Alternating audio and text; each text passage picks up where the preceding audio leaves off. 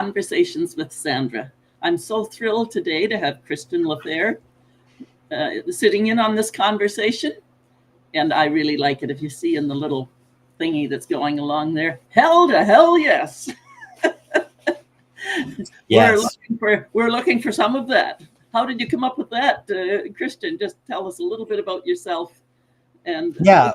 up with My name's Christian LeFer, and when I was 8 years old, my mom came home from the doctor with my little sister, and who was she was nearly 4 at the time, and my mom was getting concerned because she was nonverbal, and no physical appearance of anything awry, but she went to the doctor and sat me down when she got home, and she said, well, the reason your little sister isn't talking is because she's different. She's special. She's not going to grow up like the other kids. And I was like, yeah, whatever, Mom. I just wanted to go out and play with my friends. I'm like, she's fine with me. And I didn't have any other sister to compare her to, right? So I went on about my life. And, over the years, I started attending Monique's Special Olympics events where she would run track. And my favorite thing about my sister, she's helped to teach me to be a decent human, or at least a decent-er human. Just to illustrate her personality, she would get second in track every time. I have all of these photos of her second on the podium in Special Olympics track. Well, why was this? Well, they always put the stands next to the finish line. And as she would be rounding the finish line in track, she'd see all her fans and she'd run over and high five them all. And the other kid would blow by and everybody would be yelling, Monique, get back on the track. And so she'd go, oh yeah, and so she was always second. But what was wonderful about that is she's just full of love. There's no guile. She doesn't care what anyone thinks. She just kind of feels how she feels. And if she wants you to leave, to this day, she will grab me by my shoulder, turn me around toward the door and go, bye, even though we've had the most wonderful time, right? So you get what you see is what you get. That is wonderful. It's a wonderful way to be. And it just showed me how to be, we all read books on how to be present and how Eckhart Tolle, the power of now. Well, she lives in the now all the time without having. That's amazing. And it's so hard for us to be just in now. I mean, when you and I came on here, we've learned now we're just in this conversation. That's it. Doesn't matter what else is going around us. But it's such a journey to get there.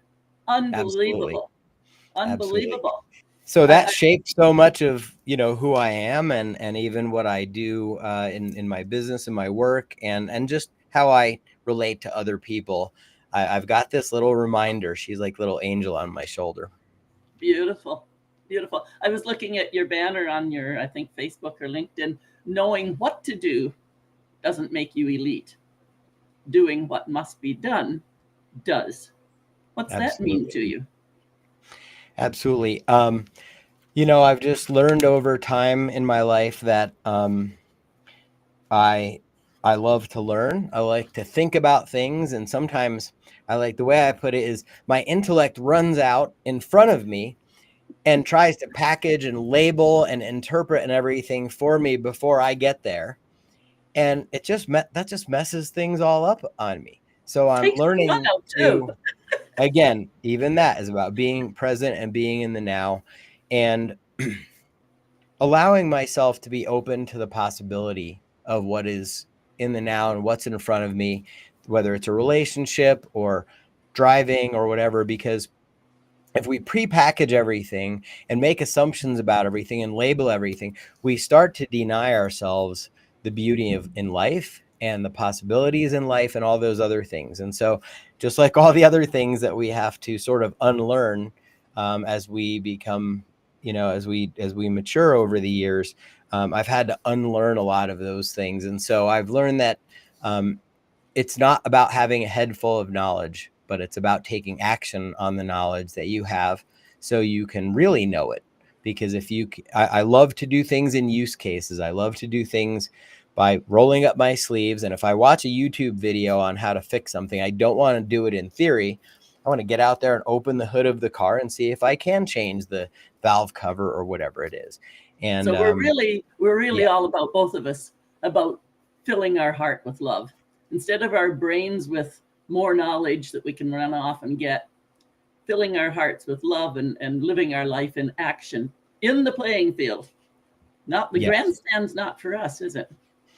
Although sometimes we need to be on the grandstand when somebody else is playing. Well, to get our sister back on the track to finish the race, sometimes you have to be in the stands for that. But yeah, I really life is a full contact participation sport in my book. Absolutely. And it says also that you help leaders integrate a charitable nonprofit organization into your life's work.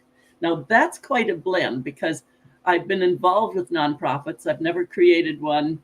I didn't work for one. It just always drove me crazy. People that had nonprofits were spending most of their time creating a way to fundraise so they could be paid to do the work they were doing. Like, it was just, I thought I could never go there. How do you blend creating a nonprofit into a life and make a living with it? Absolutely. Well, I just, as we were hopping on to this conversation, I was just finishing a webinar for maybe 100 nonprofit founders who are facing that very question right now. It was on how to get started with fundraising. And you were giving the webinar, were you, when I interrupted you? Leave it to Sandra. Yes. Hello, Sandra, on the webinar. No. So what's beautiful about that is people have a lot of assumptions about fundraising, and they think it means cold calling and things like that. But when you come from an integrated place and you share your story and you share who you really are with people, that's fundraising, right? It's just that it's a directed action. So just like when we started here and I shared the story about my sister, that's what we trained founders to do with the nonprofits that we start. So my company is instantnonprofit.com, and people come to us instead of going to an attorney or some other service. We make it really easy for them. And the first thing that we teach people who are founders, who then need to go out and raise money and put fuel in the tank to make it all happen, is to understand that it doesn't start with your mission. It doesn't start with what you're doing, even if it's critically important and you have a wonderful mission helping people. It starts with you, because people want to be in relationship with another person first, right? Before you learn all of the other things and what you do and how you do it and all those kinds of things. And so we teach founders to share their origin story, because we've all been affected by something that helps us to become later who we are in adult life. In early childhood or around 6-7 years old, we have that heartbreak, or we get sick, or something happens in our family or whatever. And these things help us to make a decision about how the world is. And later on, we have our activation story, right? When we go through like the coming of age as an adult, and that thing that is inside us wakes up and says, "Oh, here's how I can do that." So I know a guy who is a great financial advisor, and his dad was always broke. And so as a child, he experienced some trauma and challenges because the family didn't have any money. Well, when he was in high school and he discovered that there are people who help other people not be broke, boom, that awakened him.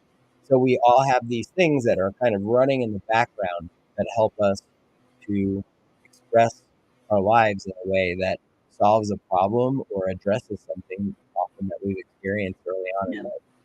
I'm just going to, before we get into the next area, your sound is kind of coming in and out, so I don't know whether your speaker is, it's mostly there, but it's a little bit of a stuttery sound here and there. Okay, let's see if this works a little bit better. Yeah, I think that will do it better. Okay, let me see what else I had here. Well, you said the other thing is dad, lover, yogi, biohacker, and a psychonaut, and speed freak. Oh, are you looking at somewhere? Yes, we post these bios online. And we think they sound fine until somebody reads it to us. But those are just a few of, my interests. I have 3 children, and I'm a adoptive dad from therapeutic foster care, but whatever, they're just all my kids. And, um, I love yoga. I love, to keep my body, mind, and spirit in shape. So that I think that's would be wrap up what all of those things have to do with. But the way that you and I met was through writing a book, and I'm really excited to be in the program with you. And I'm learning a lot about myself, just like anything that you do in life that's challenging. You learn quite a bit about yourself, and it becomes a little bit of a transformational process because writing a book sounds really good, just like fundraising or starting a company to help other people or whatever it is we do. It sounds great. And then once you get into the steps, you find that you've got these real blocks to get over. And that's where I said yes to writing this book, and I'm committed to getting it done. And it's really interesting, the twists and turns that it's taking along the way. It is. You know what I'm finding for me? Actually, when I put together why I'm writing this book, because Kellen has us doing all these little things that eventually will make a book. And the first reason I was doing it for me, to reflect and to grow and get to know myself. And I think that's what's been happening for you as well. I think it's happening for all of us in the group. Mm-hmm. How has that been happening for you? What's been hitting you that, okay, I thought I was going to do a nice structured book about nonprofit. It ain't necessarily so. That's going to be part of it, but what's the rest of it? What's your story? We all have these stories, right? We all have these situations that we go through in life, and some are mountaintop experiences where we felt something wonderful, did something meaningful, accomplished some goal in life. And of course, we have those things that are our real teachers, like going through divorce or, getting an illness or whatever, and having to really persevere through those things and finding out what we're made of. And so my book title, From Hell to Hell Yes, turn your pain into peace, power, and prosperity and live a hell yes life, really encompasses the arc of my life where, we all come up as kids with certain instructions from our family, or maybe some beliefs about ourselves and beliefs about what the world's like. And then the world kind of comes in, and your life experiences kind of come in and slap you around a little bit and show you maybe you didn't completely have this all figured out. And some of us go through, a dark night of the soul or a real set of trials. And some of the things that I experienced through my process of sort of awakening and growing up in many ways, overcoming some of the challenges presented by my family of origin, with my dad and things like that. I realized in looking back at it, I didn't know at the time, but I realized looking back at it, there were certain elements of life that I held on to that really helped me to get through those times. And that would provide that framework and that platform and those mooring points, if you want to use a term, where boats have to moor themselves in a storm to certain things. There were certain things that I held on to when all other things were stripped away that were out of my control, that allowed me to pop out of all of those situations and really step into a beautiful life where all the things I lost, or nearly all of them, have come back to me on my own terms. Oh, wow. And I'm able to say that I held on to some really beautiful things through all of that, and it did not allow those challenging circumstances to adulterate certain things that I feel are very important. And so I want to share what they were. Yeah. So looking at that, one of my favorite statements, and I'm sure I'll have it in my book, is that the unexamined life is not worth living. Mm-hmm. I forget who that was, might have been someone way back, and I'll look it up for the book. But the unexamined life. So you had things that sustained you, elements that sustained you. I did too, that brought us through the childhood and up into our adult life. And I'm sure, like me, there's other things that belonged with the child. Yes. Such as, I'm too little, I'm too small. No, you can't do that. Those were true for that child, and I took them internally and lived my adult life, holding myself back. And I'm sure you had some of those as well. So it's about sorting through all of those things that sustained us and held us back. That Absolutely. when I was a child, I spake as a child. Now that I'm a man, and now that I'm a woman, I must speak as, which means I had to go back and examine what That's was right. proper there and accept it. And is it still proper for the adult? And many of those aren't. But you are recognizing it as myself. There are certain core things, the boundaries that we will not cross. The red line is the political term these days, of course. What's our red line? We are and will not go here, and so on. So where did you take that? Yeah. So there were certain, what I would call them points of beauty or core values that were very important to me. One was, as helpless as I was to even help myself at different points, I held on to being of service to others, right? And maybe that comes partly from my sister. Maybe some of it comes from just knowing that no one can take it away.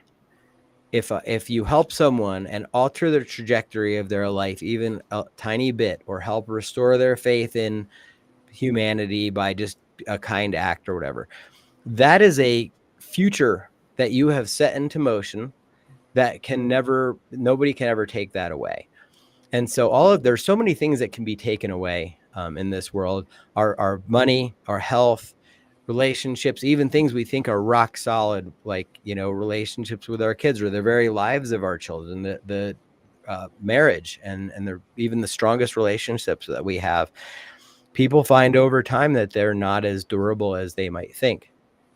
But what is durable are the things that we can do that are outside of ourselves that can help someone else to just turn the trajectory of their life a little bit. So bending the arc of history, right, is a great way to look at it, because you are bending the arc of history with every act that you make. And that's something that I held on to. And I think another thing that I did was the ability to tap into looking at life as a child, and not in a childish way, but a childlike way, having a certain sense of wonder. And when I hear about things even today, like quantum physics, and understanding that all of these things that are in our environment they can't even see what's there. There's just some mysterious energy and some electrons and popping in and out of existence. And I just find that fascinating. And so when I walk by a brick building, I still understand that, but for this mysterious energy, that thing would collapse into less than a little piece of dust, right? And so I think having a little bit of childlike wonder and preserving that and not allowing that to be destroyed in the process of having things taken away or life changed in a way that you might not want was really important for me. So there are just a few of these principles that I realized sort of were threads that I pulled that actually pulled me through all of these trials. And an imagination, we like to think, oh, that's a child's play, but imagination is where all possibility lives. And I liked it when you were talking about the brick building, when I was going like this, it's just that we're all in vibration at all time. The hard table, the building, all in vibration. And Wallace D. Waddles, if you ever read his book, The Science of Getting Rich, I think it was all about there is a stuff. I listened to it so many times on CD, and he would say there is a stuff. And this stuff that we can't see, this ocean of consciousness, is absolutely amazing. And we have to trust and know that we're vibrating. Everything is vibrating in its own frequency. And we don't know what all is out there, but we have to stay open with the wonder. And also, it's quite a balance. We can't just let ourselves go very scary. We have to also have that balance of boundaries in our life.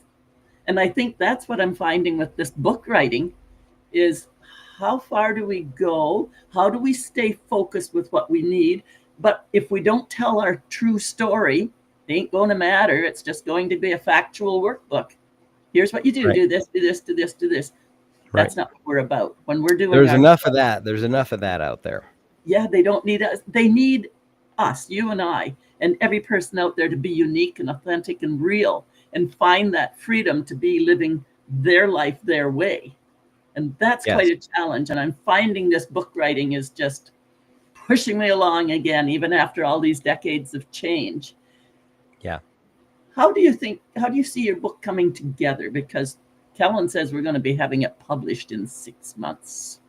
Six months. Wow. How do you see that book being used? Taking that idea that we have and actually knowing that it's going to be pulled off the shelf and put in front of everyone, I think is anyone's biggest fears in a way, because while we're harboring an idea and working on it and knowing that we have it, it's sort of like a security blanket. But having somebody putting your security blanket on somebody else's shoulders, they might not think it's so secure, or that's it's ratty and torn, and they might not like it. So it's really interesting when you have to take an idea and put it out in the for examination and to see if it really does help others. And so for me, the stories that I share, what I'm learning is that the things that I have been through, which are very particular to me, are in many ways universal. And so I once went to someone who taught us to use story, and he was an actor, former football player. And he had this great story where he would describe being at the pool as a little kid, and his dad would grab him by his little rib cage, by his midsection, and he'd grab him and he'd lift him up and throw him into the pool. And his dad worked as a rancher, and his hands were very rough and calloused and everything. And Bo would describe that when he was telling us about his dad's hands and that experience and the sun glinting off the pool and the kids laughing and the noise, and describing the whole scenario, as unique as that was to him, when he described his dad's hitting his little tender skin as a little boy with the rope marks and all of that stuff, he'd explained, and my mind was blown by this point. We didn't think of his dad's hands. We were thinking of our dad's hands, right? We put ourselves inside the story of other people, so that when we describe our trials and tribulations, when we describe that news that we got from someone who we thought loved us, that was over, or whatever it is, we are all immediately transported to our own experience of that. And sometimes it's very different, but it's not up to me to try to be everything to everyone. It's up to me to share that story as personally and as realistically as I can, so that and allow someone else to have their own experience with it. And I can't control that. And that is I think one of the biggest things I'm learning through this book writing process. And that's a bummer, isn't it? Because we're really struggling to have that one person we're talking to, which will represent the people that will be interested in our book. Absolutely. When we really just say, we want the whole world. Yep. And no, we have to keep pulling it down, because the book is only going to speak to people like ourselves that are interested in that focus, and help them to come along and get to the reality we have while we're moving ahead into our new reality of expansion. It's really quite phenomenal, I think. Absolutely. What is your book? How does it feel? I was going to say, what's the book really covering? And I guess that's a fair question. What's the book really covering, and how does it feel as we get into this book, this Hell to Hell Yes? Absolutely. So from Hell to Hell Yes, for me, it's, it's about the keys to going through any experience, right? So I termed it hell, right? But we all have various experiences, and sometimes life's really wonderful. So it's not just hell. You go from the mountaintop to the valley to the pit, And it's about how to do all of life without, losing your mind or losing your essence or giving up too many years. And by deciding what those points of beauty are, what are the elements that make you who you are, that if all the other things were stripped away, that you would want to build your future life around. And so often we don't think about what these things are that we want to build our life around. We just take the next step. We're dating, the next step is to get engaged, and then we get married, or we are in school and the next step is to decide whether to get a job or go to college, right? And we sort of take these steps and we find we've painted ourselves into a little bit of a corner. And because we didn't think about where we were headed on the bigger level. And then so many of us, have to pay lots of money and go to a Tony Robbins seminar or get coaching from Kellen, who's a wonderful coach. And, and to go, okay, well, wait a second, how did I get here? And how do I start getting back to those things that I really love and value, so that I can have this life of fulfillment while I'm doing all these other things? Because you have to pay the bills. You have to get a haircut once in a while. Go away. The tax collector's still at the door. That's right. That's right. But while you're doing all those day-to-day things, and while you're responding to the inputs and the necessities of life, you can actually be directing your path so that you are living inside some of those values that you care about, whether those are some experiences that you want or relationships or whatever. And that's why, if we think about maybe if we've ever been to a Tony Robbins or a personal development seminar or something, and we've had, they'll have a break on a session.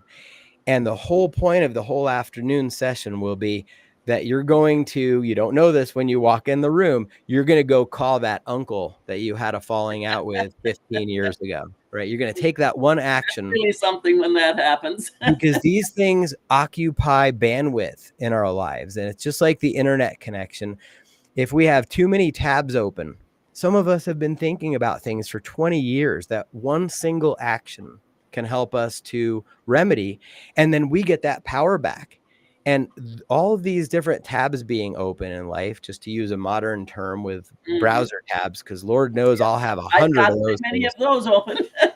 It slows your computer down, and it really slows you down from not only connecting to your own values, but whatever faith tradition that you have or belief in God or not. It keeps you from accessing greater wisdom from outside yourself or from within yourself. I almost should say, if you have all of these tabs open, the noise blocks out anything that allows you to tap into those deeper values. And so by identifying those things that are in the way and letting those, shutting those tabs down. And in some cases, that's going to require a little bit of work. It's going to require you to do something uncomfortable. But what we often find is when we take that action, it's never as hard as we thought it was going to be. And it certainly is less hard than having that tab open for 15, 20 years, or even 3 weeks in some cases. That's right.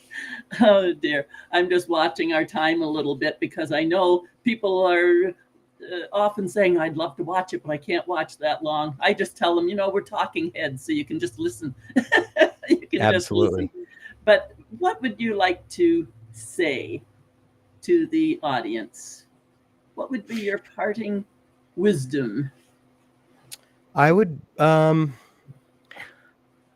say that the most important thing that we can do is find those points of beauty, create, whether it becomes a daily practice or that someone just takes the moment today and identifies those things that they really value about themselves and that they would want to build a life around, and just getting them down onto a piece of paper is the start to everything, right? Because we all have those moments of realization where we go, oh my gosh, this thing is really important to me. I just forgot about that. I forgot how important that was. And once you identify that, stick that up on your refrigerator. I have things on my computer, and I still have old fashioned Post-its here, because sometimes in the middle of the night, I'll wake up and I go, wow, I forgot about this one thing that's so important. I don't want to forget it. And I was in a conversation a little while ago with a friend of mine, and this a few years ago, and she goes, well, let's cut all that, we've got all this stuff going on. What's the one thing that brings you the most joy, that you just completely lose yourself? What is the thing that brings you that most joy, that experience? And I was like, oh, that's easy. Riding my dirt bike. I love riding my dirt bike and just getting lost in the woods, and you smell the pine, and you're out here in the Colorado mountains having this incredible experience. You're so blessed. Very few people ever have that experience. I just love that. And so I just innocently just answered the question. And she leans in and says, well, what's the last time that you went dirt biking? And I thought about it for a second, and I was horrified to tell her it had been 3 years. And I dusted that old thing off and put some fresh gas in it that next weekend. And I've been riding much more frequently ever since. And it's one of those things that it doesn't pay the bills. It doesn't fix the car or do anything else, but it's just for me. And it reminds me once in a while how beautiful life can be, and how spontaneous it can be, and how I am worth doing, this one little thing for myself, even if I'm busy as all get out doing other things. And it was just one of those little reminders. It fills you up. We have to know what fills us up. For me, it's music, and not that I know much about artists and their names, but I sing. There's always music going through me, always, and it fills me up. The other thing that, as you were speaking as well, I know I sent off that grief, and we've seen the grief, down to depression and up and out, but that is repeated many times every week, sometimes every day. It could be, like, oh, I'm so excited. Oh man, I'm tired. There we go. And that can be to grief because somebody died, or it can be because we lost something, or our profit didn't come up, or we were just in a little bit of a challenge. We're going through these all the time. The stock market, I'm in the financial world, and the stock market is like this. Oh, yeah. So to have those grief and changes and those recoveries is a beautiful thing. That's life. It's the wave. The wave. It is. It is. And as I help people to start their nonprofits every day, as part of that thing that I've held on to, I held on to that business through all kinds of challenges. And I knew that if I could just, no matter what was going on, if I could just take that phone call and help that next person to get their dream into the world, I knew that looking back, I'd be very, very pleased that I did that, very happy that I did that. And I didn't let that go, even when everything was battling against it. And what that allowed me to do is when the challenges were over, I had really built some muscles in that one area, and I had built a reputation for being able to do that, so that if there wasn't anything else I could do, that was something that I could really build my life around. And now I live this dream life because I held on to that one thing, and all of the money and going broke and ending a marriage and all of those things that I was not in control of. I was in control of whether I took that next phone call and helped that next person start their nonprofit. And now with nearly 5,000 and all these amazing people doing these amazing things, it's certainly something I can build my life around. And if I get flattened by a bus, tomorrow, I'll know that I lived my purpose inside of every day to the greatest degree that I could. And that's what really helps me, sleep peacefully at night and get up excited the next day. I think that's where we end it, because you couldn't have wiser words. Christian, it's been a pleasure having you on my program.